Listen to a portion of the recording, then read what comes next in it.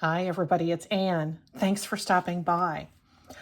Here we are at year end, and I would like to do a little reflecting with you on 23 junk journaly things I'm glad I did in 2023.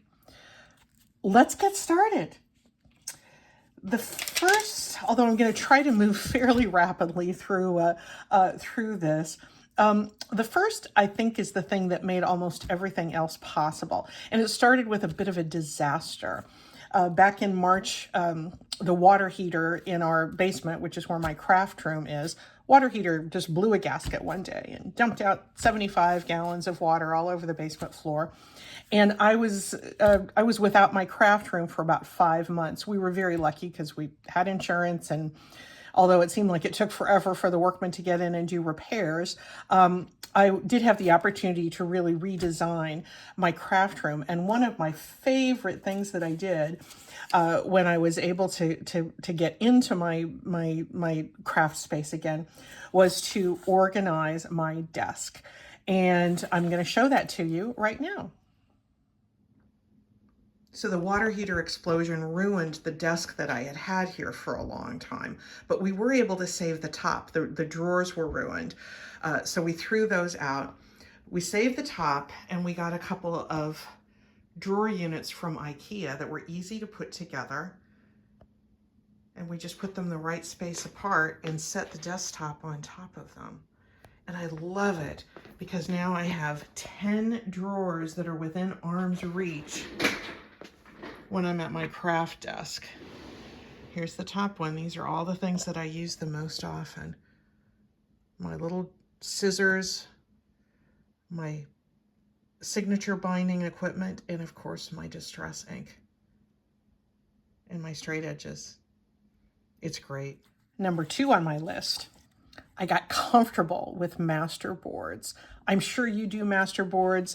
They are simply some sort of substrate, paper substrate. It can be a magazine page. It can be ugly scrapbook paper, and you just collage on it. And it's just amazing to me how many ways that we can use these Masterboards when we cut them up. We can make them into into pockets. We can make them into tags for our junk journals. I use them a lot for covers. Look at this Masterboard. It's just cut up, and it's a lovely little cover for a small journal.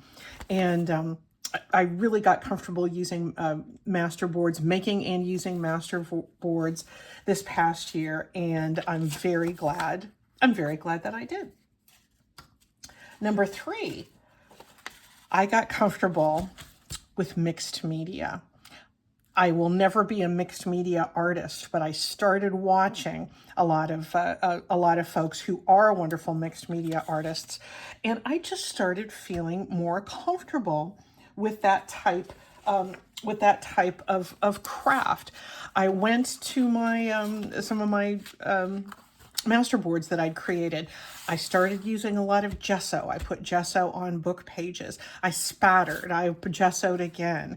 I would put Mod Podge on. I would do some stenciling. I used a craft paste to put some interesting little splotches of color and interesting texture on my journal pages and my covers.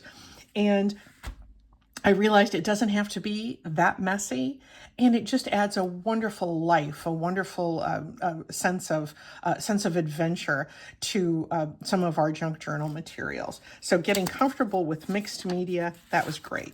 Did a lot of spatters. Next, I discovered painter's masking tape. What is this? Well, we saw some of that here in this basement when the repairs were going on, and the painters had all this masking paper around it. It was really, really thin, and there was a lot of it, and it was brown. So I started keeping some that was just around here during our repairs, but I also got a roll. And one thing I have discovered about this wonderful paper is that it's extremely thin, but it also has a really nice surface for writing on. So I use painter's masking tape when I have a page in a journal that I wouldn't otherwise be able to journal on. If it's a map or a music page, in this case it's just text, I just glue a piece of painter's masking tape on that page and I turn it into an extra journaling spot. But you can still see through it. It's nice and translucent. It's visually interesting, but it's a great surface for writing. So painter's masking, did I say tape earlier? Painter's masking paper is a really, really good thing. And it's so thin, it doesn't add a lot of extra bulk to your journal. So that was a big plus. Another thing is I started to see labels everywhere. And many of you actually first joined my YouTube channel with a video that I had about DIY labels. I love some of the professionally made labels that are available digitally to us, but I started seeing in so many books and other documents potential for really unique one-of-a-kind labels. And I realized that as long as I had this very inexpensive stamp set from Amazon, I could make labels out of almost anything. I started looking through books and chapter headers. I think, oh, that's a label. And I stamped some of these that I intend to cut out just so you can kind of see how easy it is to sort of develop an eye. What a nice little label that 7's going to be. Oh, look, it's a great idea. And it's not just text either. There's you don't overlook your the introductory pages to a lot of your books. A lot of these sorts of things that are labels can easily be stamped and cut out, and they look great in a junk journal. Love putting numbers into my junk journals, and they look really nice when they're framed out with some of those stamps. So seeing labels everywhere was a great, I'm just really, really glad that that happened over the course of this past year. I mean, it just goes on and on. Look at all these labels. They're super, they're super. So I started seeing labels everywhere. I also, speaking of these labels, I started organizing with lots of tiny boxes. And for all of these things that I do have videos about, I will link those below. But organizing with tiny boxes really helps me. At any given time, there will always be some sort of these little boxes. And if they tear, I toss them out. I make them out of heavy flyers that just come in the mail, and you can make them in 2 seconds. I've got a video about them, but they just help to corral those little bits on your desk when you just need them for a project. The 7th thing, junk journaling thing, that I'm really glad I did this year is I started spotting craft supplies while I was on vacation. Our vacations happened to be during the time that the craft room was out of commission, which was decent timing, I guess. But we did do a fair amount of traveling this year, and I have so many things that aren't, you wouldn't normally think of as souvenirs, but are wonderful craft supplies. I'm still getting bits and pieces off of this street map of Rome. I love it. I love the street names. I love the sightseeing things that are in there, places that we went. Even just a little bit of this makes a really nice and interesting background on a tag. So this was something in our bag, but it's also a craft supply. These were, this is from placemats in restaurants, street cafes in Rome. It's like a straw paper. I collected those and saved them every time we ate out. I haven't used them all, but this was a great craft supply that I brought home from Rome. Closer to home, when we went camping, I picked up literature everywhere we went, which was super useful when we were in the redwood forest of Northern California. But bringing home these, they're nice and thin. The colors are beautiful. They're not glossy. They're nice and matte. So these work great in a junk journal. And finally, perhaps the most unexpected craft supply that I brought home from vacation is, you can see this has been used a lot, hotel key, room key on our cruise. Use those to smooth out glue when you're gluing. Super useful. So that is number 7. So number 8 is, I'm so glad that I learned to make faux washi tape. And this was just something that occurred to me. I saw something kind of similar online, but I have been doing it nonstop for the past several months. I will link my video, but I'm just going to show you quickly here. You take a piece of Scotch tape, and I'm going to go back to this because let's say I wanted to pick up Franz Liszt's name, but I didn't have a frame that went around him. It gives this wonderful translucent label that is just perfect for putting on other things, and you rip it off like a Band-Aid. It might be a little indistinct. I usually glue it down. Excuse me.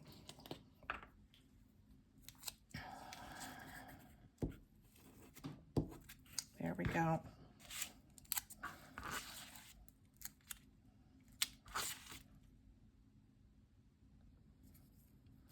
This video is not meant to be a demo or a tutorial, but just in case you haven't seen this yet, I just want you to know how handy this technique is so you too can do it. Hello, Anne. So I am very, very glad that I learned how to make faux washi tape. And now look at you. You've just learned how to do it too. The 9th thing I'm glad that I did in 2023 is I'm glad I made friends with clusters. Clusters are just a wonderful little embellishment that we can, whoops, let me pull you back out. A wonderful embellishment that they look great on junk journal pages. They're just like little piles of stuff. Mine have never looked good, and for years I have said I'm just not a cluster gal. But I finally decided I needed to just get over it, and what I need to do now is I need to learn how to put a little more variety in my clusters. But I kind of figured out a little bit of a formula that works for me. I put in a little bit of gold. I put a button on top, I put a little bit of fabric, I put just a tiny little bit of paper. And I have really been enjoying using these. And I think I'm gonna try to up my cluster game a little bit more in the year ahead. But I'm kind of glad I got over, I won't call it a fear of clusters, but it certainly is a distaste of clusters that is no longer a big deal for me. So I am glad that I finally made friends with clusters. The 10th thing I did, and we, as junk journalers, we do this all the time anyway, but I took a really careful look at my trash this past year, particularly when we were recovering from the water heater blast, because I lost a fair amount of supplies. And so as new trash came into the house, new packaging, new junk mail, new, whatever, before we threw it away, I did look very carefully at things to see if they could go back into my junk journal or my craft supply. And I have a video about this and one other journal. I did a really interesting experiment in October where I saved all of our household trash for a week just to see what I could make out of it. And this is one of the results. And I have been using this journal. You can see it's not pretty. I'm just, I scratched down some of my thoughts. This is my planning journal for my YouTube channel. And I really, really enjoy this journal a lot. It's made obviously out of things that would have gone right into the trash otherwise. And I have another one that's even prettier, I think, than this one. The only thing I used besides junk was wax thread and a needle and glue to make this journal and the other one as well. So I really started looking more at the potential in my trash, and that I think gets at the heart of what makes junk journaling so wonderful, I think. I'm glad I did that.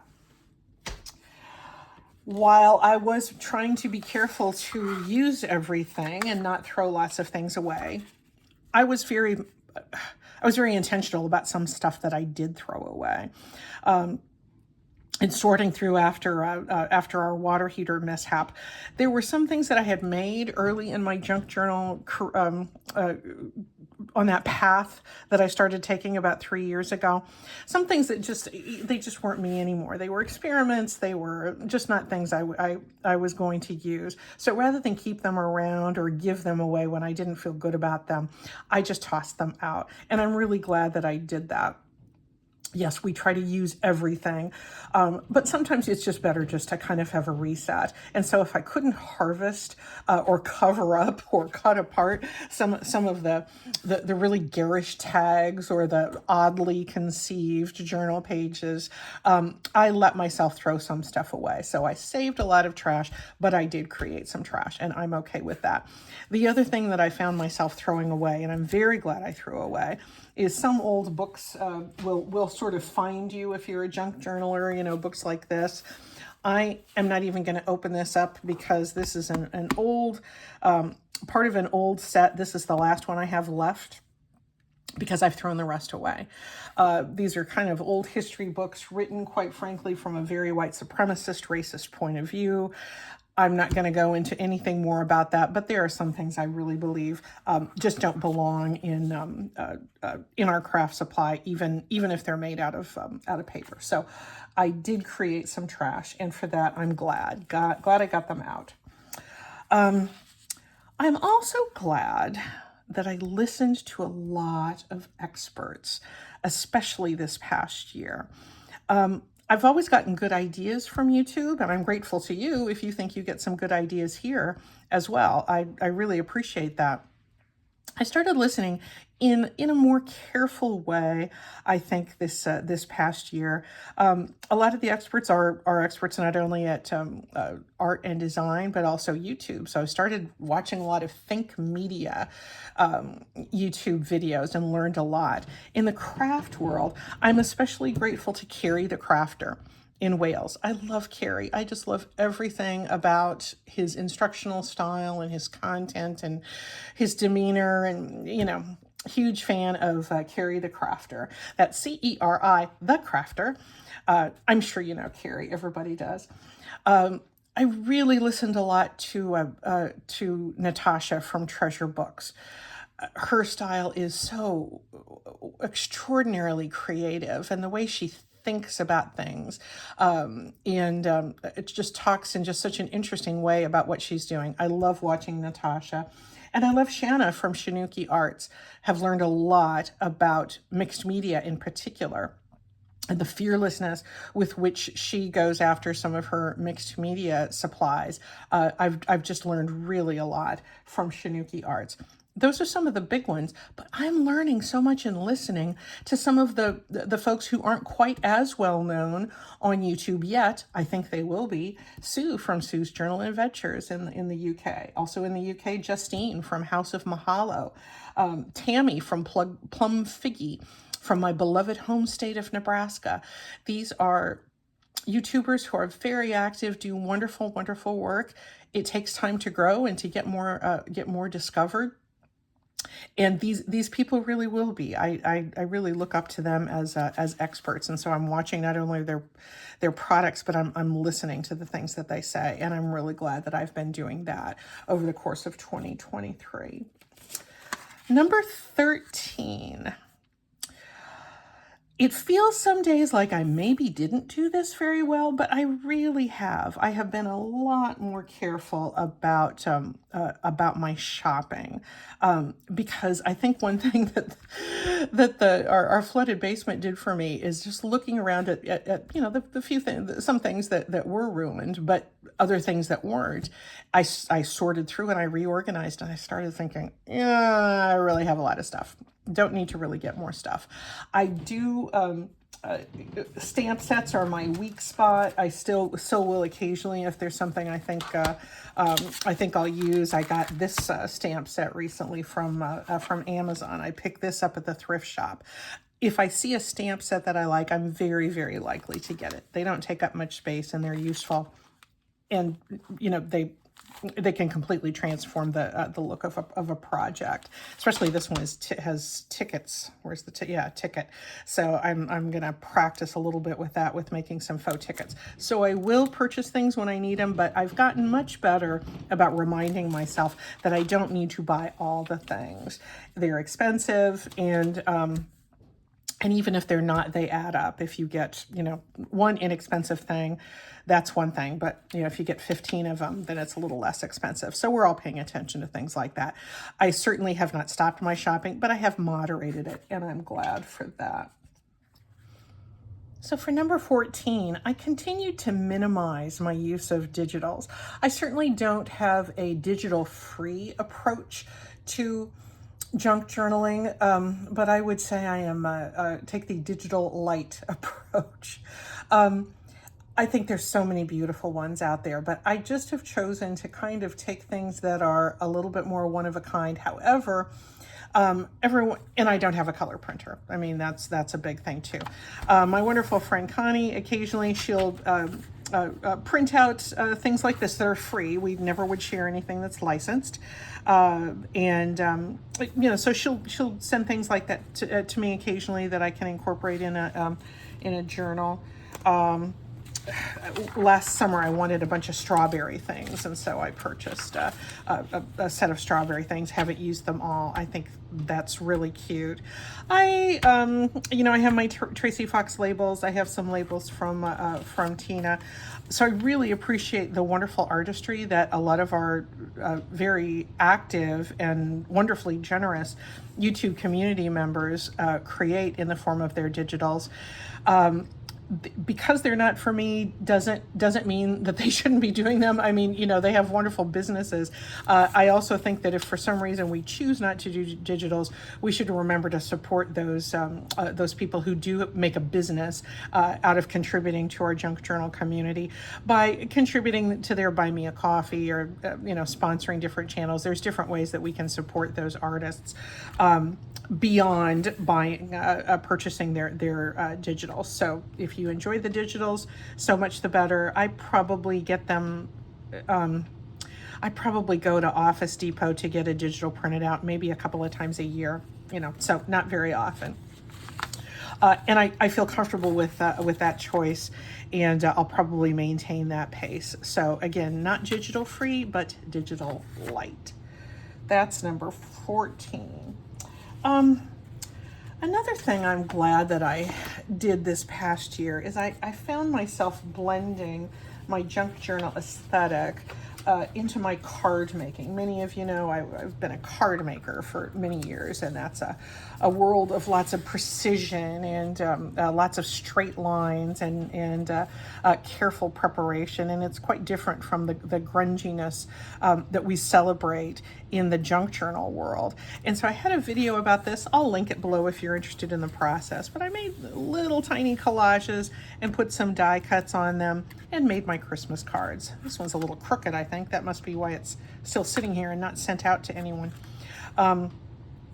But I really enjoyed having, in a very, very concentrated way, this junk journal feeling on the front of my Christmas cards this year. I have found it hard to blend the two aesthetics, but I think I really feel happy with the way that this one turned out for my Christmas cards this year. So that was a happy accident. That's number 15. For number 16, I committed to daily journaling in my junk journal, and I've shown this to you a time or two. This is my daily journal. I really, and I've done this for the past several years, but I write something every day. And at one point, though, I misplaced my journal. It was underneath something in my office, and I couldn't find it. And then I got out of the habit. It was like 2 months. And that was also when we had our water heater thing going on. So I was, going crazy. But I wanted to record that time. After I found it again, I hadn't journaled for like 2 months. I just summarized things and then got back on track. And so I didn't let that pause bring a full stop to what I was doing in my journaling. And I'm so glad I have this record. I just am really, really glad. And I need to make my 2024 daily journal. So maybe I'll, gosh, we're almost there. I need to do that, don't I? And better get it together and do that. So you'll probably see that, because I definitely am going to continue my commitment to daily journaling. I think it's just a wonderful way to have a record of those small, delightful things that happen in your life that otherwise you'll forget. I will, I know. So I'm glad I have this, and a junk journal is the absolute perfect way to do that. So that's number 16. I'm setting stuff aside here. Number 17, you may not know this, but I recorded a podcast this past year. It was a limited series podcast. There's only 7 episodes. But I wanted to talk about junk journaling, and I didn't have confidence to do YouTube at that time. In fact, I think I even talk about this in the first episode, that I was choosing to do a podcast because I liked talking about stuff, but I didn't think I had anything really unique to add in terms of projects. And then I kind of started pushing and kind of got beyond that barrier. But if you would like to listen to my podcast, it's free on Spotify. The Spotify app is free, and it is called Ordinary Paper. I'm not certain if I can link it. I'm not certain if YouTube lets me link to something outside of YouTube. But if you just have the Spotify app and you want to do a search for Ordinary Paper, there it is. If for some reason you can't find it, you can email me. It's annkenlin@gmail.com. Ann Kenlin, all one word. And I would be happy to take an email from you. But do give a listen. I get extremely philosophical about it. But I knew I wouldn't want to do it for months and months on end. So I did 7 episodes on things that I felt really strongly about. And if you like just thinking a lot about the world of junk journals, you might enjoy Ordinary Paper. So that's number 17. Number 18, I just told more friends about what I do with junk journaling. And sometimes it can be a little intimidating, because when you go to describe for people that that aren't maybe haven't discovered this type of thing yet, it can seem a little weird. It can just seem a little peculiar to them, and I'm conscious of that. But I have found that I have gained more confidence in telling my friends, friends I haven't seen for a while, maybe old friends from college. I'll talk about what I'm doing and how important it is to me. And sometimes they don't get it, but sometimes they do and go, wow, Anne, that's cool. I'm glad you're doing that. That's really interesting. I'd like to learn more. And that's where it really kicks in, because when they want to learn more, then they get introduced to this wonderful world.